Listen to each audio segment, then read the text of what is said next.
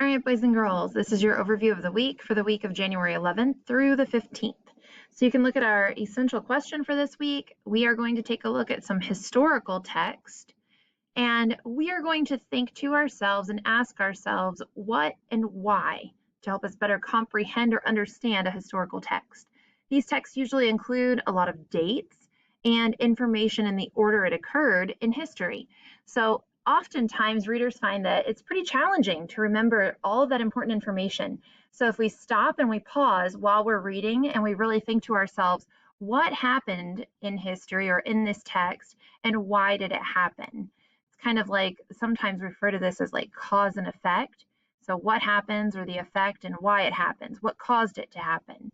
Again, it helps us to better comprehend or understand these texts. So let's jump in. Let's take a look at Monday.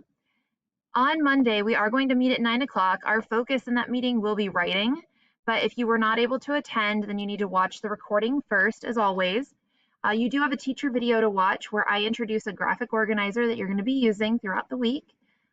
After that, you're going to read this text about the Model T, a car that was invented, and you are going to complete the graphic organizer.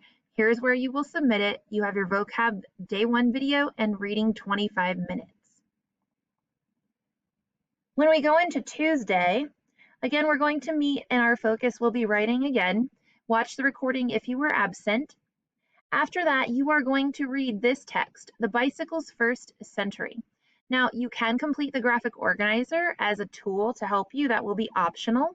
The one that you did yesterday for the Model T, you can complete the same graphic organizer thinking about what happened in regard to the bicycle and why it happened. After that, you are going to answer these multiple choice questions. This is the part that I will be looking for to grade. So kind of moving forward from the graphic organizer now into some questions. After that, you're going to watch the day 2 vocab video and then read for 25 minutes.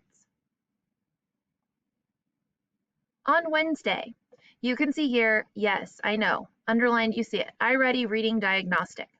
So the iReady diagnostic window opens today on Wednesday.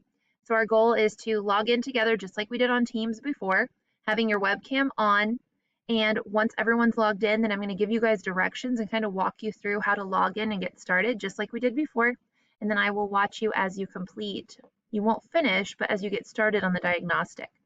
After that, the only thing you have in reading for the day is just your vocab day 3 video. On Thursday, we are going to plan to meet at 9 o'clock. I have to check. I think that I may have to cancel this meeting. I will let you guys know. But as of right now, we are planning to meet at 9 o'clock.